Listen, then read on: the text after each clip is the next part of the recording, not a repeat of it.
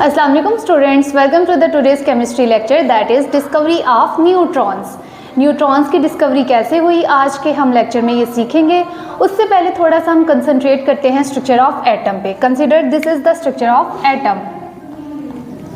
Atom के दरमियान में होता है न्यूक्लियस, जहाँ पे प्रोटॉन्स होते हैं जिन पे पॉजिटिव चार्ज होता है। ठीक है, न्यूक्लियस के अराउंड इलेक्ट्रॉन्स रेवोल्यूशन करते हैं, यानी रिवॉल्व कर रहे हैं।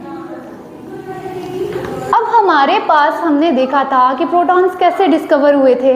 ठीक है, इसी तरह हमने इलेक्ट्रॉन्स की डिस्कवरी भी देखी। हमने देखा कि सर विलियम क्रॉक्स ने बताया कि इलेक्ट्रॉन्स कैसे डिस्कवर हुए थे। उन्होंने एक्सपेरिमेंट परफॉर्म किया था, वो एक्सपेरिमेंट भी हमने डिटेल से पढ़ा है कि उन्होंने एक डिस्चार्ज ट्यूब ली, उसमें गैस फिल्ड की, हाई वोल्टेज करंट दिया बैटरी से, 2 इलेक्ट्रोड्स लगे हुए थे। फिर हमने देखा कि जब उन्होंने करंट दिया तो कैथोड से रेज निकली जो एनोड की तरफ ट्रैवल की, और उन रेज को कैथोड रेज का नाम दिया गया। इस तरह हमें पता चला कि इलेक्ट्रॉन्स कैसे डिस्कवर हुए। ठीक है, और प्रोटॉन्स की बात करें तो प्रोटॉन्स में भी हमने देखा कि गोल्डस्टीन ने सेम एक्सपेरिमेंट यही परफॉर्म किया, लेकिन उन्होंने नोटिस किया कि जब कैथोड रेज प्रोड्यूस हो रही हैं at the same time canal raise भी प्रोड्यूस हो रही हैं उसी ही गैस डिस्चार्ज ट्यूब में। तो हमें पता चल गया कि इलेक्ट्रॉन और प्रोटॉन की डिस्कवरी कैसे हुई। अब हमारे पास जो थर्ड चीज़ आ रही है या थर्ड सब एटॉमिक पार्टिकल आ रहा है एटम का, वो है न्यूट्रॉन्स। आज के हम लेक्चर में सीखेंगे कि न्यूट्रॉन्स की डिस्कवरी अब कैसे हुई थी। ठीक है, हमारे पास एक केमिस्ट थे जिनका नाम था रदरफोर्ड। रदरफोर्ड ने एक बहुत इंपॉर्टेंट चीज़ नोटिस की एटम के स्ट्रक्चर में। उन्होंने नोटिस किया कि जो एटम का एटॉमिक मास है, जैसे कि देखिए मैंने कहा कि इधर प्रोटॉन और इलेक्ट्रॉन्स है। ठीक है, ये न्यूट्रॉन की डिस्कवरी से पहले की बात है। ठीक है, फर्ज करें कि ये जो ओवरऑल सारे का सारा एटम है, इसका मास है 10 ग्राम। जस्ट अजम्पशन है ये। ठीक है, एग्जाम्पल के लिए, समझाने के लिए, ओवरऑल इस सारे एटम का जो मास है वो आता है 10 ग्राम। ठीक है, जिसमें फर्ज कर लें कि प्रोटॉन का है 4 ग्राम और इलेक्ट्रॉन का है 2 ग्राम। इन दोनों को कंबाइन करें तो ये तो हमारे पास 6 ग्राम बन रहा है। ठीक है, ये तो 6 ग्राम है, ये तो 10 ग्राम के इक्वल आता ही नहीं है। तो रदरफोर्ड ने ये बहुत इंपॉर्टेंट चीज़ एक नोटिस की कि एक ओवरऑल एटम का जो एटॉमिक मास है वो सिर्फ प्रोटॉन और इलेक्ट्रॉन की वजह से नहीं होता, कोई ऐसा और भी सब एटॉमिक पार्टिकल एटम के अंदर मस्ट प्रेजेंट है जो इसके साथ कंबाइन करेगा, तब उसका मास इसके इक्वल आएगा। ठीक है, तो रदरफोर्ड हमारे पास वो केमिस्ट हैं जिन्होंने थर्ड सब एटॉमिक पार्टिकल एक एटम में आइडेंटिफाई किया, या उन्होंने कहा कि ऐसा हो सकता है कि इसमें कोई तीसरा सब एटॉमिक पार्टिकल भी प्रेजेंट हो। फिर हमारे पास एक केमिस्ट आते हैं, चैडविक उनका नाम है। उन्होंने हमारे पास न्यूट्रॉन्स की डिस्कवरी दी। ठीक है, अब न्यूट्रॉन्स उन्होंने कैसे डिस्कवर किए, उन्होंने एक एक्सपेरिमेंट परफॉर्म किया। ठीक है, बेरिलियम लिया और अल्फा पार्टिकल्स का बम्बार्डमेंट किया बेरिलियम पे। ठीक है, जब ये वाला हमारे पास रिएक्शन हुआ तो उसके रिजल्ट में हमारे पास कार्बन बनी प्लस न्यूट्रॉन्स बने। ठीक है, रेडिएशंस की फॉर्म में ये थे।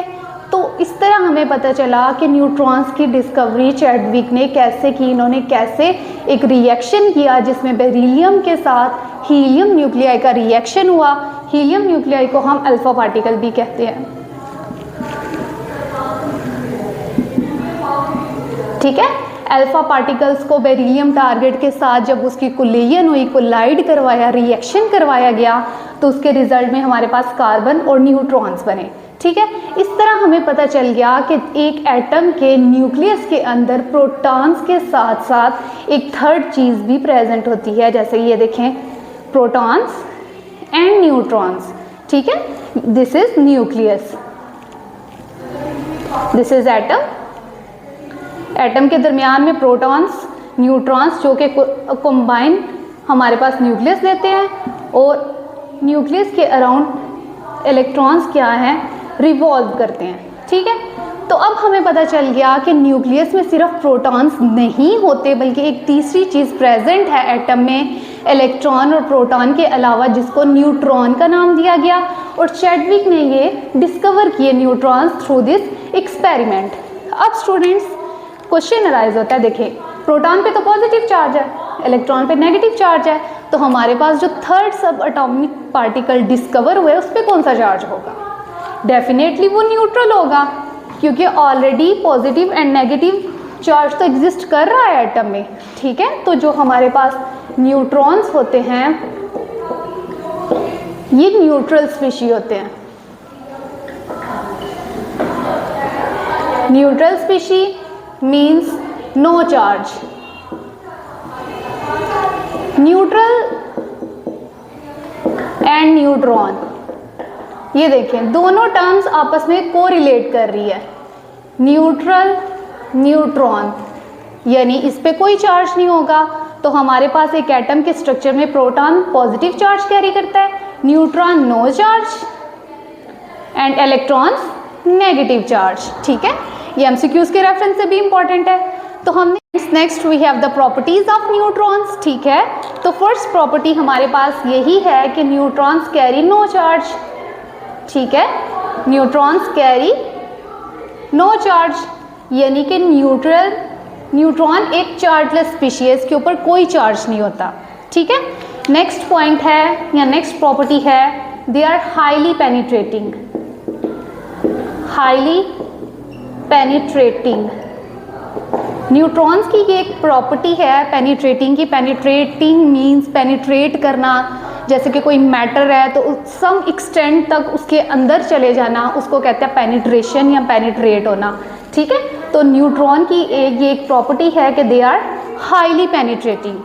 थर्ड पॉइंट है mass of proton and neutrons equal होता है किसी भी एटम में, ठीक है। यानी जितने नंबर ऑफ प्रोटॉन्स होते हैं ऑलमोस्ट उतने ही नंबर ऑफ न्यूट्रॉन्स होते हैं किसी भी एटम में, यानी दोनों का मास एक एटम में ऑलमोस्ट सेम होता है, इक्वल होता है। सो ये था आज का हमारा lecture. I hope you will understand it. Thank you so much.